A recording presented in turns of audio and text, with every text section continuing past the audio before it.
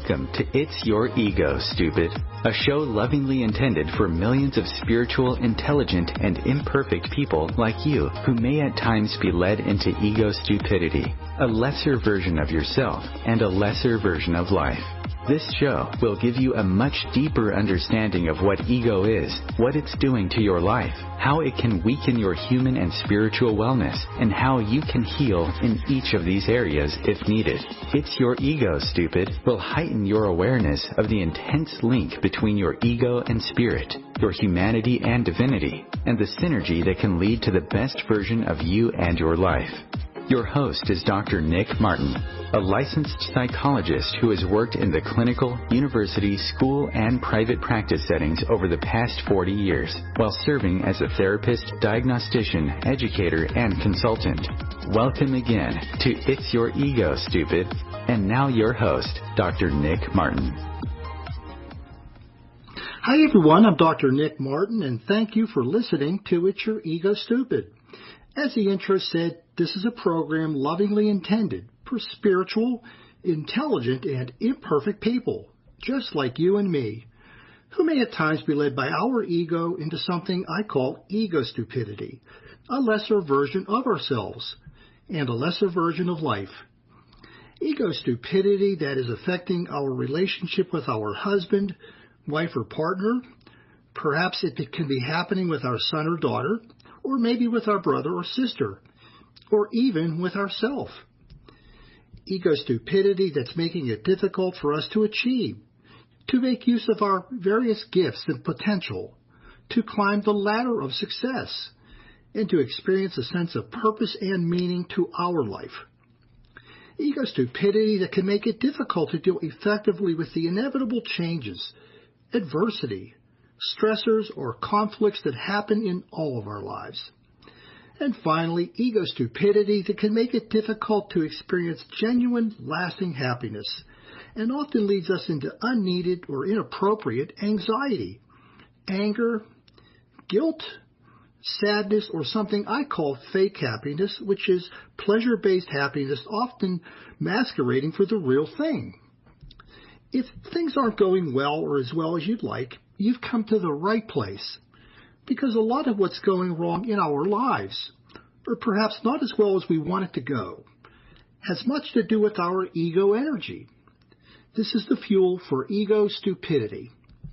It's often the unseen and unrecognized source of what's going wrong in our life, both humanly and spiritually. These are lessons I've learned from thousands of people, just like you, over the past 40 years. You've taught me with your lives, your relationships, and your experiences what theorists, books, or schools of psychology could not teach me about ego. You have been my teachers. Again, I want to thank you for joining me for today's program, which is going to have us be looking at ego's impact on our spirituality and our spiritual wellness, and how ego can often weaken it. That is, how ego can create distance from our ability to be the love, the life, and the energy God is, something I call divine truth, when we are experiencing issues involving power, flexibility, and vulnerability in our ego energy. Also, how ego can weaken our ability to come from a place of spiritual wellness in important areas of our life, involving our ability to love ourselves and to love others, our ability to work with the gifts that we have all been given, to fulfill our potential, and to know our life's purpose. And also, again, to experience genuine happiness, real lasting happiness. And also how ego can weaken our embrace of 4 divine gifts that we've all been given. The gifts of our life. The gift of being able to create the life in which we are living.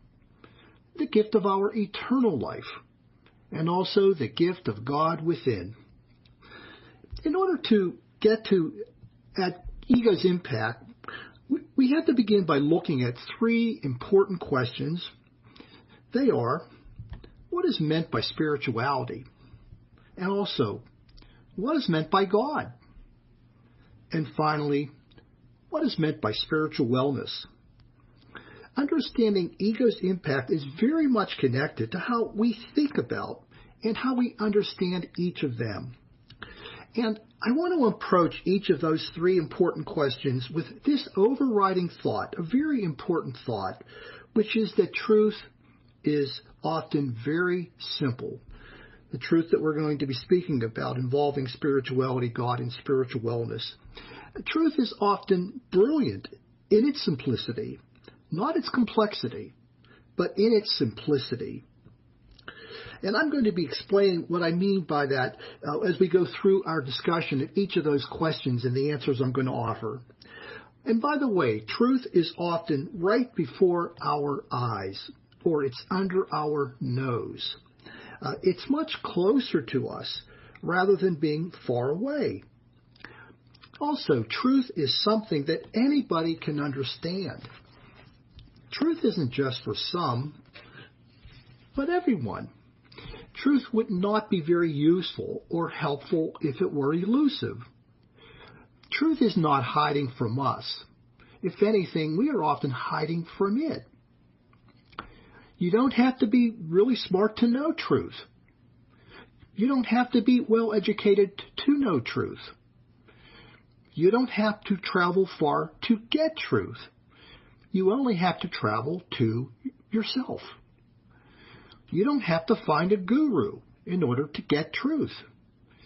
You can uncover the truth using yourself. So I'm going to be talking about spirituality, about God, and about spiritual wellness with each of those ideas in mind involving truth. So we're going to start by looking at what is meant by spirituality in order to understand ego's impact on our spiritual wellness. There have been lots of ideas about what spirituality is, and some, perhaps many of them, are very abstract, very complex, and very mystical. That is, spirituality, what that is. And often to the degree that it makes the idea of spirituality very confusing. It makes it very difficult to understand. And it makes it difficult to develop an understanding with which to share with others. And sometimes we can see religions often do that to the degree that they often foster conflict within and between them about what spirituality is and what it means to be spiritual. Well, how about this simple idea? Spirituality is our relationship with God. It's our relationship with God. A unique relationship between ourselves and God. It's our connection to God that we each have. And to make it even more simpler, spirituality is God within our being. Spirituality is God within our being. Now, what that God is, I'm going to be talking about next, but for now, keeping it very simple, spirituality is God within our being. And this is something that we are all endowed with because we are all spiritual beings. Again, we are all endowed. We are all spiritual because we have God within our being.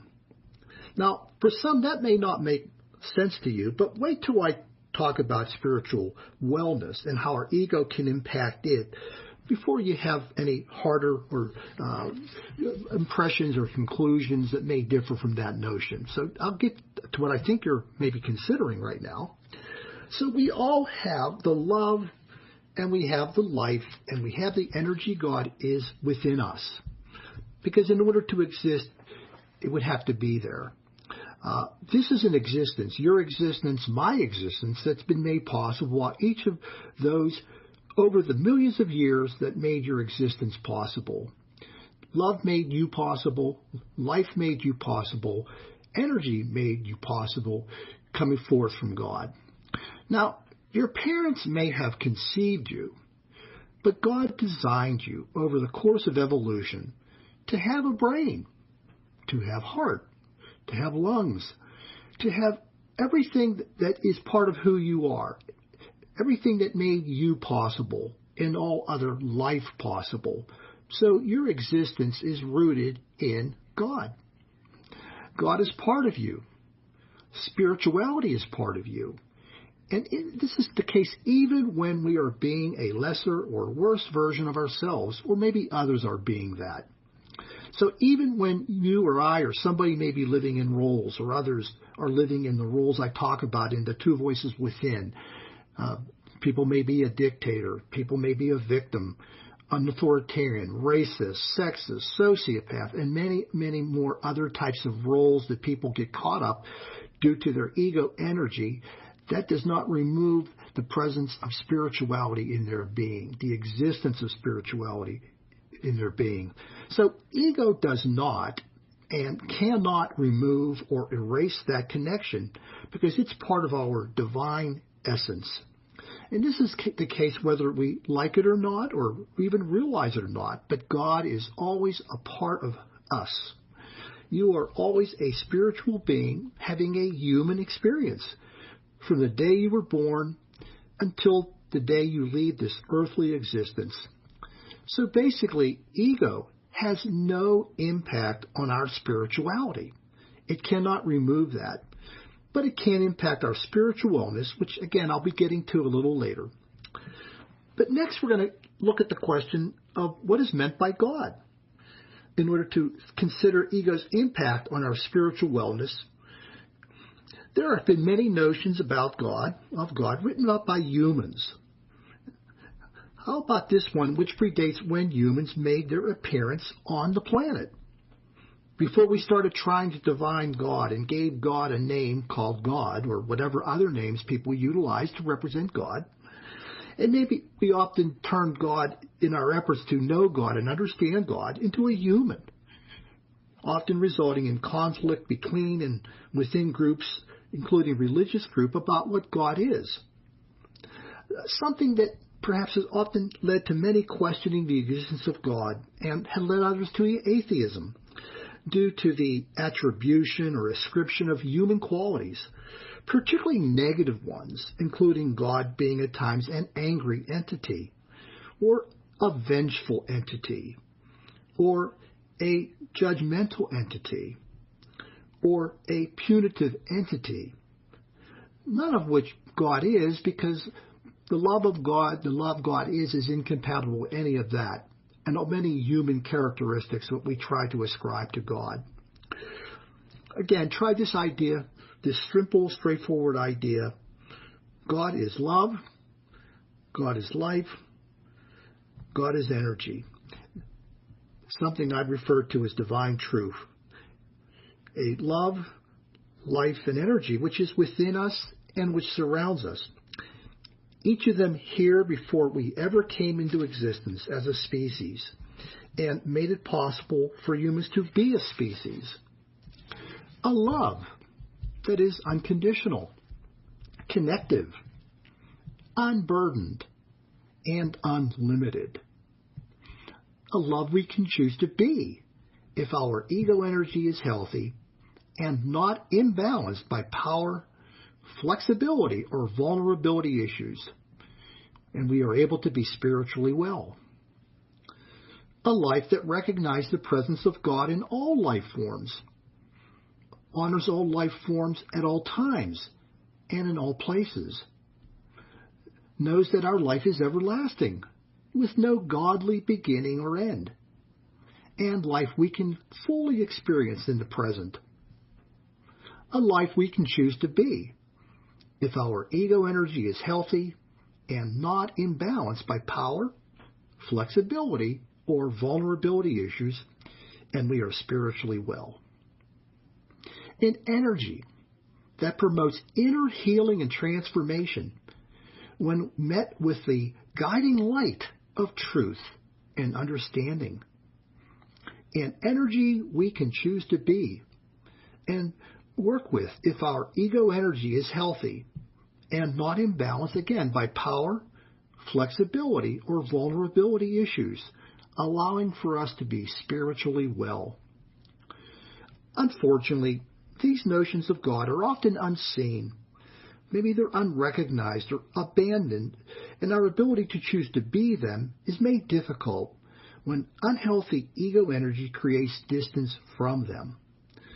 Our power issues or flexibility or vulnerability issues can often lead people to form ego illusions I talk about, involving separation or inequality or unworthiness that creates distance from being connected to God within our being and within others, which gets in the way of being the love, the life, and the energy God is. Something which is happening when we are not spiritually well, which leads us into the next area involving spiritual wellness and ego's impact upon it. I'm going to be talking about that when we come back from our first break. We'll be looking at how our ego energy can undermine our spiritual wellness that distances us from being the love, the life, and the energy God is. You're listening to It's Your Ego Stupid. This is Dr. Nick, and I'll see you after the break.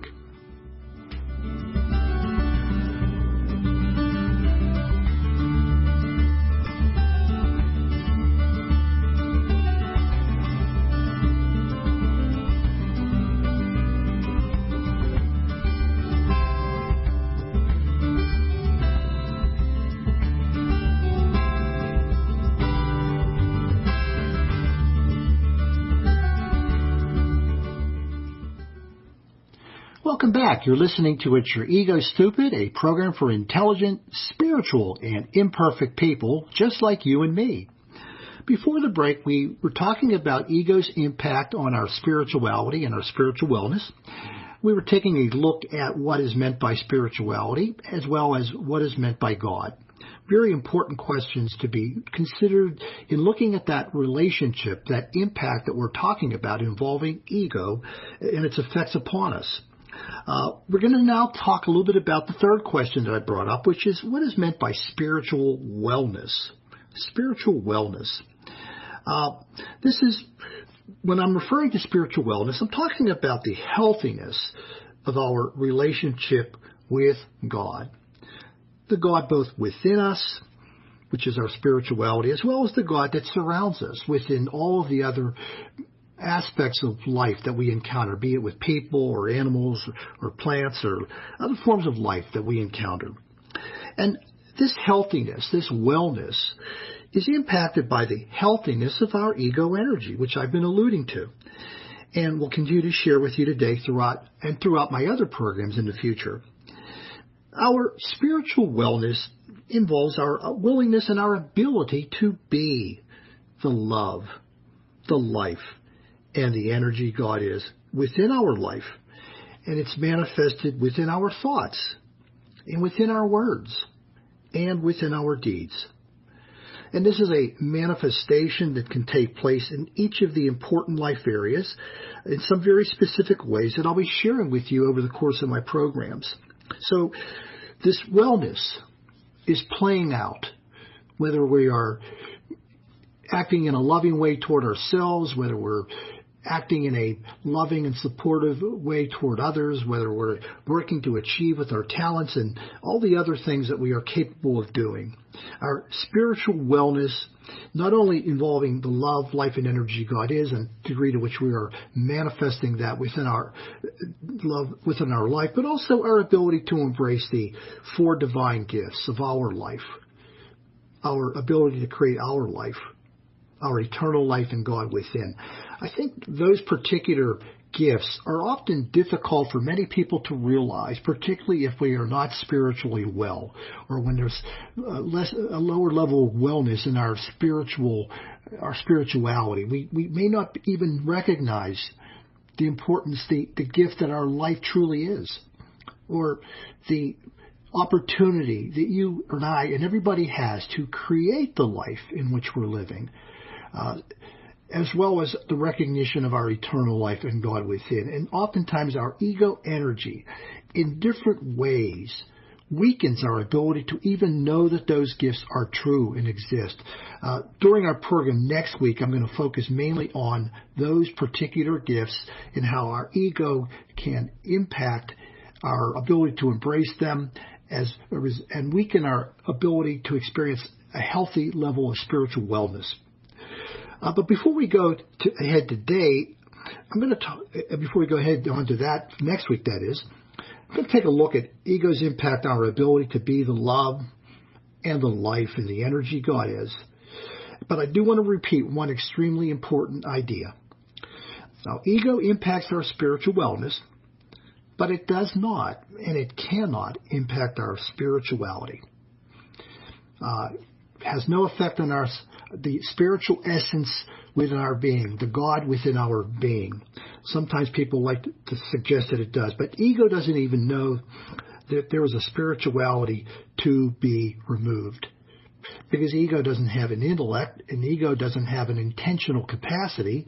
It's just an energy that can work its way through our mind and lead to the kinds of choices we make in our thoughts and our behaviors and our feelings and so on that ultimately be played out in our ego self. But ego in and of itself, the energy that it is not trying to separate us from our spirituality. So ego is not trying to intentionally edge God out, as has sometimes suggested in other places. So now we're going to take a look at when we are being spiritually well, and perhaps when we're being less spiritually well or unwell, when it comes to our ability to be the love, life, and energy God is. So we're going to start by considering spiritual wellness when this involves our ability to be the love God is. We are spiritually well when we display love that places no conditions on its giving to others or receiving it from others. We're not placing any conditions on offering it or receiving it from others. We are fully receptive to the opportunity to manifest love without conditions placed upon ourselves or placed upon others. Also, we are spiritually well when we can offer love that is connective to all people, be they family or friends, or maybe people in general or strangers. Think about that idea of connectiveness, an open connectiveness to all people, be they our family, our friends, our people that we hardly know, or maybe people who are just acquaintances, or even strangers. We are spiritually well when our love is unburdened and can bear the weight of adversity, meaning that we can manifest that love. It doesn't get in the way of when things are difficult. And I think we're all familiar with that idea that things can become difficult. Sometimes as parents, our children, our adolescents are going through some very difficult times. And there are significant challenges to how we are going to react and how we're going to respond in our efforts to work with them, in our efforts to love them. And we can be tested pretty intensively by what's taking place with our young people. And for some people, that can be a love that maybe it becomes too burdened, and people start to distance themselves, and the ego energy starts to weaken their ability to carry the burden and to manifest that love within all times and all places, even under difficult circumstances. I know that sometimes when parents are dealing with young people and maybe they're wrestling with drugs, that it's a very difficult time. It's a very challenging time. It's an opportunity for perhaps people to stop being as loving as they would normally be. And when we get to that place, something's going on with our ego that's interfering with that tremendous love that is still within our being that we can manifest in dealing with those kinds of challenges or in other kinds of challenges. So we are able to, when our ego energy is in a healthy place, we are going to be able to manifest that kind of love, to be that kind of love, particularly when we're under trying circumstances. Also, We are spiritually well when our love is unlimited. It's unlimited. And the more that we are being it within our life, and the more we are being it within our work, within our relationships, within our efforts to grow in our mind, the more there is of it. That's one of the unique characteristics of being the love God is, that the more we manifest it, the more we make an effort to experience and to be it in our lives, the more there is of it. You know, it seems like sometimes with human love, I'll call it, it's sort of like a quantity thing. There's only so much, and then it drains down. It kind of runs out. But that's not the case when we are being the love God is. When we are spiritually well, there is no limit to that love and its availability. So when all of those kinds of things are happening, involving being the love God is, we are spiritually well. We are the manifestation of that godness within our being when it comes to love. But on the other side, when our ego energy is unhealthy and it starts to become imbalanced in its power or in its flexibility or vulnerability, we start to become entangled in what I refer to as ego illusions. Ego illusions. Illusions that involve things like separation. There's an emphasis on separation, being apart from others, rather than the ability to connect with the unity and the oneness that we all share. That has gone by the wayside. We don't treat others like that. We treat others, and it can be a problem with empowerment. We're too empowered. We're over-empowered, as I refer to it, for people who have high ego power, or with some people who have low ego power, who are feeling disempowered. They feel disconnected from others. They cannot feel connected with them. Ego illusions involving ego inequality start to color or affect our ability to be the love God is. We may walk around thinking we are more than. There's a higher ego power thing, or we are less than. Sometimes when we are feeling ego vulnerability, a high degree of ego vulnerability, and there's a lot of insecurity, it creates fearfulness in the way we relate to people. And it emphasizes sometimes the need to keep our distance from others rather than embracing the opportunity to share in the oneness and unity that we all have that's available within our spirituality and in the relationship we have with God. And also unworthiness is another illusion that starts to creep in, build upon our ego energy, whether it's a power issue or a flexibility issue or a vulnerability issue.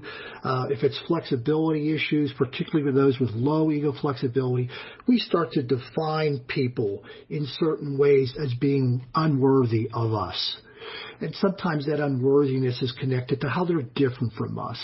Perhaps they are different from us in a racial way, or a religious way, or an ethnic way, or a gender orientation way, or whatever way that humans are humanly different from each other.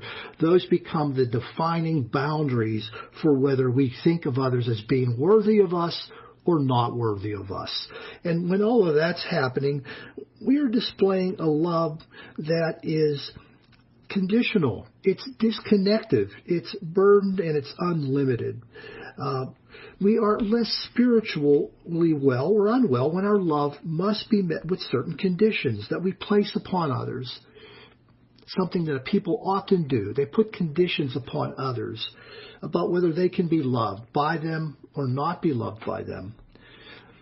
We can place conditions upon ourselves about whether we can love ourselves or not love ourselves, built upon certain things that we are supposed to do or not do, or become or not become. We are gaining distance from spiritual wellness. We can also be less spiritually well or unwell when our love is connective to some and non-connective or disconnective to others. Sometimes we see that happening even within families, that some parents or some young people form relationships with certain family members and not with other family members. And that is a situation where, again, we're not spiritually well. There shouldn't be any boundaries between our ability to be connected to some members of our family and not others. These are examples of this failure to be spiritually well, difficulty with being spiritually well, which comes from our ego energy, the power issues, the flexibility issues, the vulnerability issues that weaken our ability to be fully loving in an unconditional, in a connective, in an unburdened, and in an unlimited way. We are less spiritually well or unwell when our love is burdened. When we find it difficult to love people, perhaps they represent different challenges to us. As I mentioned earlier, sometimes drugs can be a challenge for people, being able to love others, or other kinds of adversity that people can experience or witness in terms of others. We find it difficult to handle that adversity. The love God is not strong enough or not available to us, to put it that way, because our ego energy is stopping us from connecting to it. It's there. All of it's there. We just have a difficult time because the ego energy is impacting capacity to be that. We are also less spiritually well when our love is limited. Again, we only think we have so much to give. We only have so much to give. And then it's it. We're done. It's like money. We only have so much money, and then after we have no more money, we have no more to give. Well, love doesn't work that way. If it's genuine love, it never runs out. And the more we are of it, the more we become of it. So the specific nature of this unhealthiness and how we will show it within our thoughts and feelings and behaviors can be very diverse, and it can be very different. And it's going to be shaped by the kind of our nature of our ego energy, and often in the ego stupidity that I'll be talking about, in how we think about people in unloving ways, how we feel about people in ways that are unloving, how we act toward others in ways that are unloving. This is something that's not the same for all people. We are, when it comes to our humanity, we are very diverse, just as much as we have, each of us on the planet has a different face, and as I said last week, we are unique individuals, all coming from a different time and place in our lives from anybody who has ever lived. And as a result, the ego stupidity that often comes out and we often are experiencing without realizing it comes forward in the way we act, the way we think, the way we feel, often ways that we don't even realize we're engaging in, but it's happening. And until we remove this obstacle, this egoic energy obstacle, as I'll refer to it, and come to better understand that energy. As I said, the mirrors to our life, those stories I've been talking about, those different chapters are the ways from which we can learn about that and start to understand this, whether we are experiencing issues in our spiritual wellness that are being compromised by our ego energy. And again, this is something that I'm going to be sharing with you a great deal over the course of my programs as we go on forward. So far, I had been painting with what I call broader strokes, but as we go forward and after the program I'm going to be doing on ego medicine, we'll start to get into the more specific ways of ego energy affecting us and manifesting in the form of ego stupidity, which is affecting both our human wellness and our spiritual wellness. Both of those are intimately linked. It's difficult to be humanly well and not spiritually well. And it's difficult to be spiritually well and not humanly well. So there's an intimate link between the two. So before we go on to our second break, ask this question of yourself. How are you doing in being the love that God is? When we return, we're going to continue by looking at the life God is. You're listening to It's Your Ego Stupid. This is Dr. Nick, and I'll see you after the break.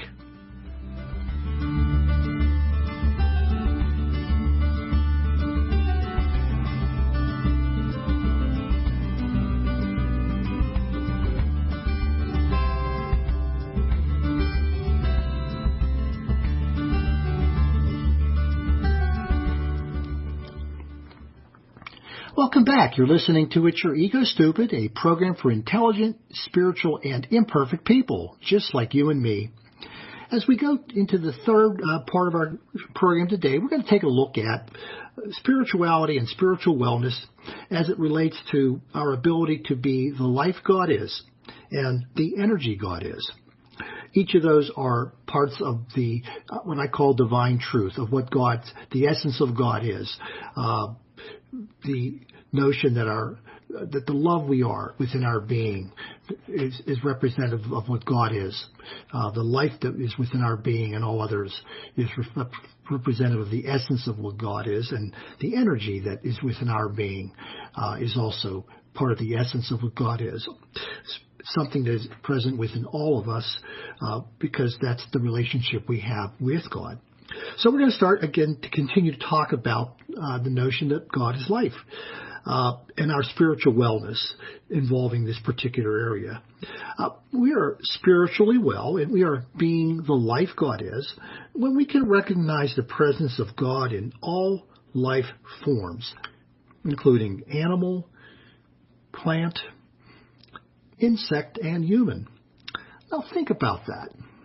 When it comes to witnessing God's presence in each of those living entities, how well are you able to realize that God is existent within every one of them?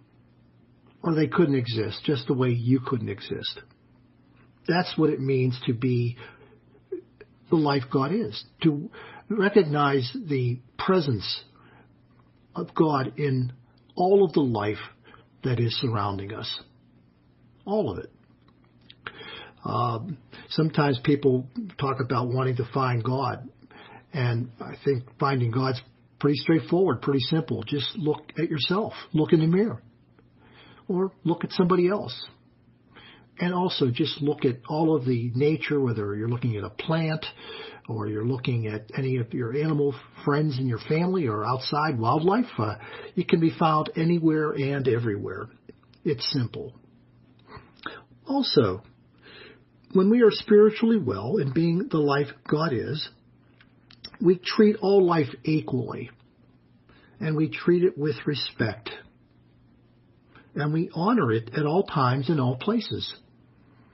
That is what spiritual wellness is about, this ability to treat all life equally and to do so with respect and to honor it at all times and all places.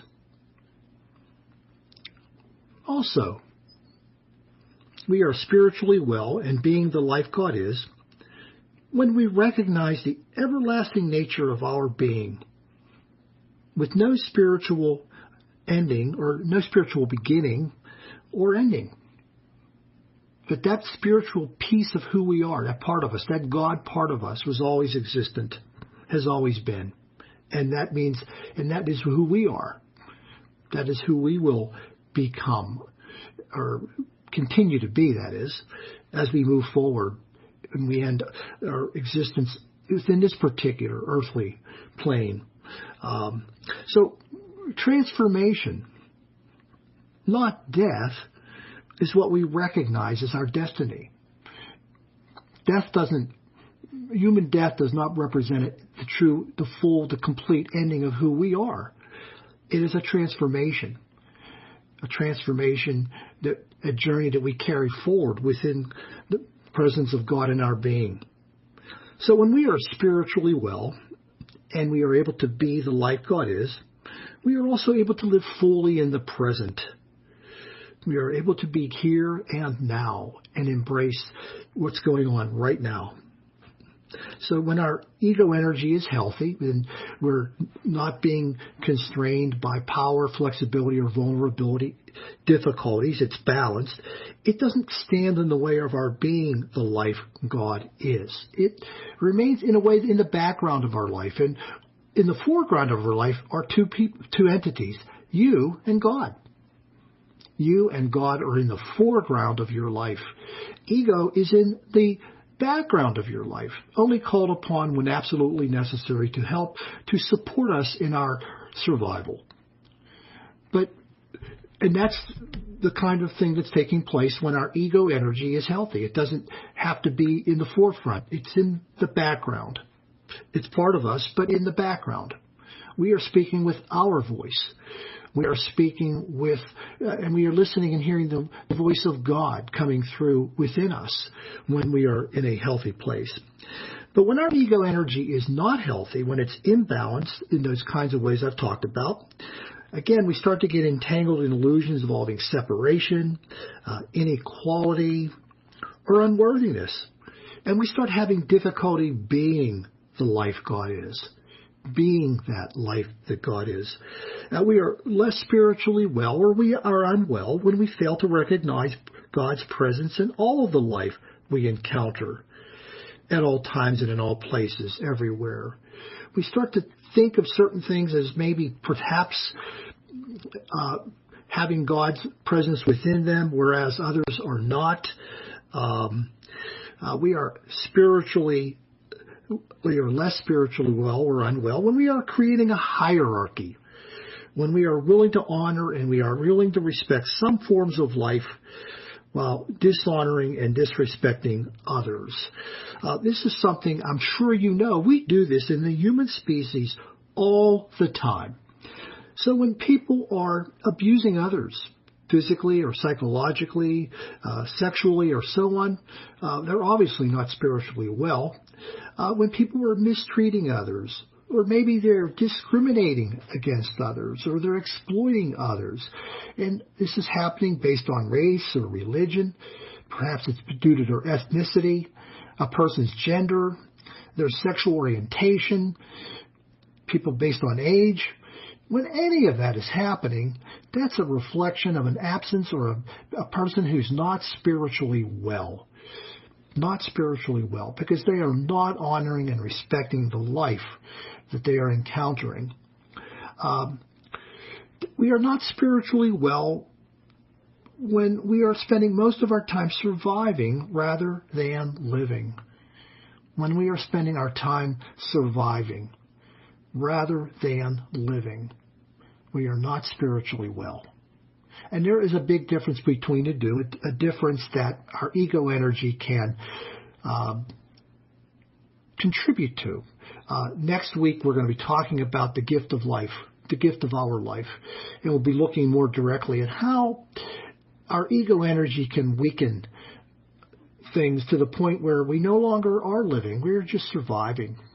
We're just getting from one day to the next, and the lack of spiritual wellness that's happening as a result. So we start to live a lifeless life. We start to settle for less rather than more out of what life has available to us, both from the human side and from the spiritual side.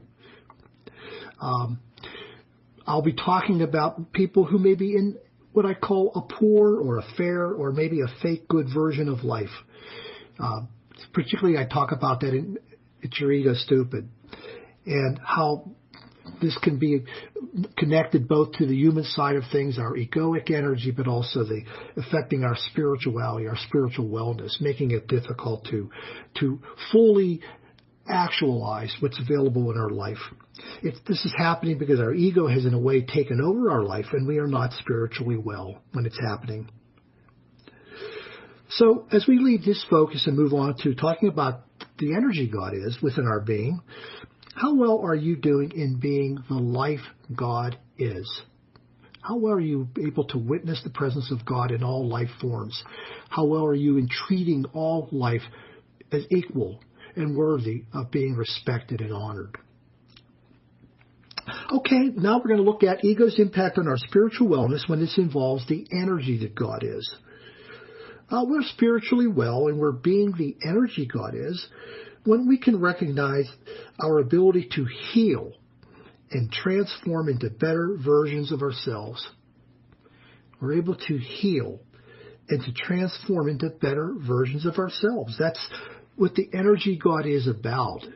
We are born with an innate capacity to heal and to transform when we are able to make a connection with light and truth. We are spiritually well and being the energy God is when we're willing to be guided by the light of truth and understanding.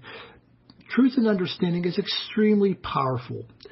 We have to seek it in order to know it, because our ego energy can often get in the way of blocking us from seeking truth, both on the human side of things as well as on the spiritual side of things. We have to be willing to walk toward it, to walk toward truth, and to treat it as a path to follow in order to promote the healing and transformation that is woven into our being. This is a wisdom within our being built upon 3 million years of evolution involving the energy God is that makes it available. We are an incredible being capable of so much. And this truth that I'm talking about involving the energy God is, it's a near truth. It's not a distant truth when ego energy isn't getting in the way. When our ego energy is out of the way, we can access this truth fully. We can manifest this divine energy toward being a better version of ourselves when our ego energy is healthy. Our healing and transformation rooted in the light of truth and understanding is made possible. But when our ego energy is unhealthy, and again, imbalanced, whether it's a power issue or a flexibility or a vulnerability issue, again, we get entangled in separation issues, inequality issues, or illusions, that is, or unworthiness. And we have no limit, we have limited, or we don't have any access to the powerful energy of light, truth, and presence. It's just removed from our ability, our ability to make use of it. Even though it's there within us, we can't make contact with it. We're at a distance from it. So we are less spiritually well, and we can remain in the darkness and the ignorance of non-truth and ego stupidity that's preventing any needed healing and transformation from occurring. It's in the way, and we don't know how to get out of the way sometimes. It's something I'll be talking about is how we are on pause in our healing and transformation when our ego energy is standing in the way. It's blocking us from our being able to heal and transform. In fact, we may not even be seeking truth or understanding due to the power and vulnerability issues. We aren't even looking for it. We don't even have the sense that we need to change, to grow, to make things better within ourselves. Sometimes we can think we're already there, but often we are not. I mean, we are missing the truth. Often we can be seeking to hold on to what we already know with no room for real growth. We're stuck on the truth we know or the truth we want to know. As I've said before, our unhealthy ego energy is serves as a prism, and it blocks us from seeing truth, even though it's right in front of us. We're getting distortion built upon ego power or ego flexibility or ego vulnerability. And we're often left with misguided and unhealthy human attempts to heal and transform that can often fail. And we continue to use them because we don't know where else to go.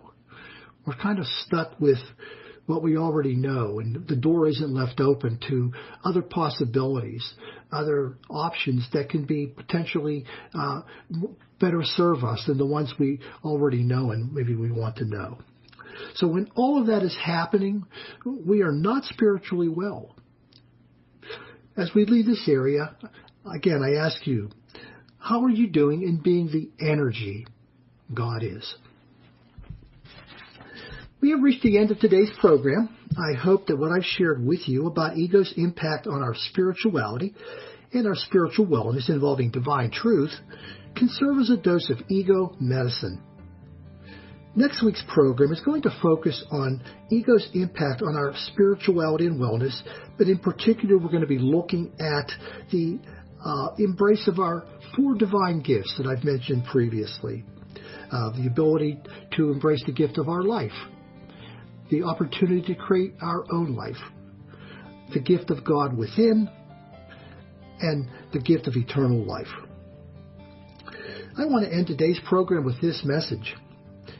The great news is that working to heal your ego energy using ego medicine and growing your awareness of symptoms, ego stupidity, insights, and spiritual impact will allow the divine truth in your being to flow and to shine through you and allow you to fully embrace each of the divine gifts. The spiritual part of healing is a given. It's part of your endowment. Divine truth and divine gifts are part of your heritage that already exists within you. You need do nothing more to be spiritual because you already are. You are a spiritual being having a human experience. You only need to enhance your humanity with ego medicine so that all which is available to you is given. Fix your ego to fix your life, humanly and spiritually. I want to thank you for listening and allowing me to be your servant.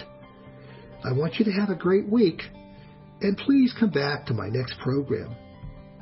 In peace and love, this is Dr. Nick saying goodbye for now.